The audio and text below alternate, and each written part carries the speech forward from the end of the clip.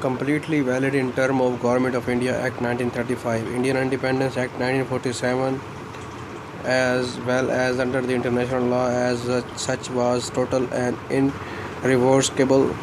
The Constituent Assembly of Jammu and Kashmir had unanimously ratified the Maharaja instruments of the accession to India and adopted a constitution for the state that called for a perpetual merger of the Jammu and Kashmir with the Union of India.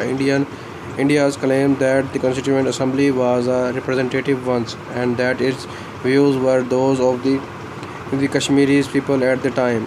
United Nations Security Council Resolution 1172 tactily accepted India's stance regarding all outstanding issues between India and Pakistan and urged the need to resolve the dispute through mutual dialogues without the need for the plebiscite in the framework of United Nations Charter.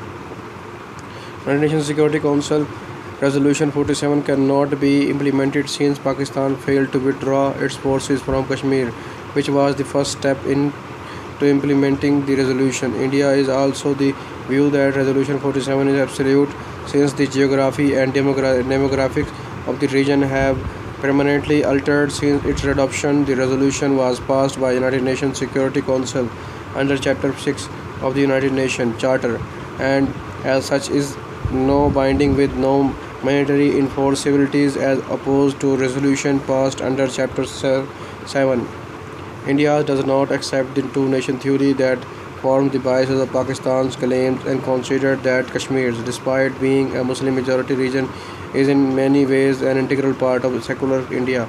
The state of Jammu and Kashmir was provided with a significant autonomy under Article 370 of the Constitution of India. All differences between India and Pakistan, including Kashmir, need to be settled through bilateral negotiation as agreed to by the two countries under the Shimla Agreement signed on 2 July 1972. Additional Indian viewpoints regarding the broader debates over the Kashmir conflict includes in a diverse country like India, disaffection and discontent are not uncommon. Indian democracy has the necessary resilience to accommodate genuine grievance within the framework of India's sovereignty, unity, and integrity. The Government of India has expressed its willingness to accommodate the legitimate political demand of the people of the state of Kashmir. Insurgency and terrorism in Kashmir is deliberately fueled by Pakistan to create instability in the region. The Government of India has repeatedly accused Pakistan of waging a proxy war in Kashmir by providing weapons and financial assistance to the terrorist group in the region. Pakistan is trying to raise anti-India sentiment among the peoples of Kashmir by spreading false propaganda against India. According to the state government of Jammu and Kashmir, Pakistani radio and television channels deliberately spread hate and venom against India to alter Kashmiri opinions. India has asked the United Nations not to leave unchallenged or unaddressed the claims of moral, political and diplomatic support for terrorism which were clearly in contravention of United Nations Security Council Resolution 1373. This is a Chapter 617 resolution that makes it mandatory for member states to not provide active or passive support to terrorist organizations. Specifically, it has pointed out that the Pakistani government continues to support various terrorist organizations such as Jaish-e-Mohammed and Lashkar-e-Taiba in directly violation of this resolution. India's point out reports by human rights organizations condemning Pakistan for lack of civic liberties in the Pakistan administered Kashmir.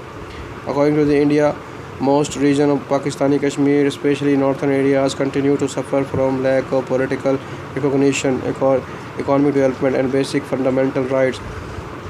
Karan Singh, the son of the last ruler of the princely state of Kashmir and Jammu, has said that the instrument of accession signed by his father was the same as signed by other states.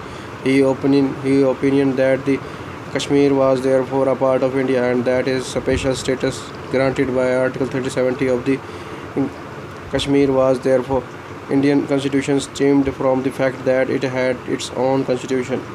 Indian constitution, according to the poll in an Indian newspaper, Indians were keener to keep control of Kashmir than Pakistanis. 67% of the urban Indians want New Delhi to be in full control of Kashmir.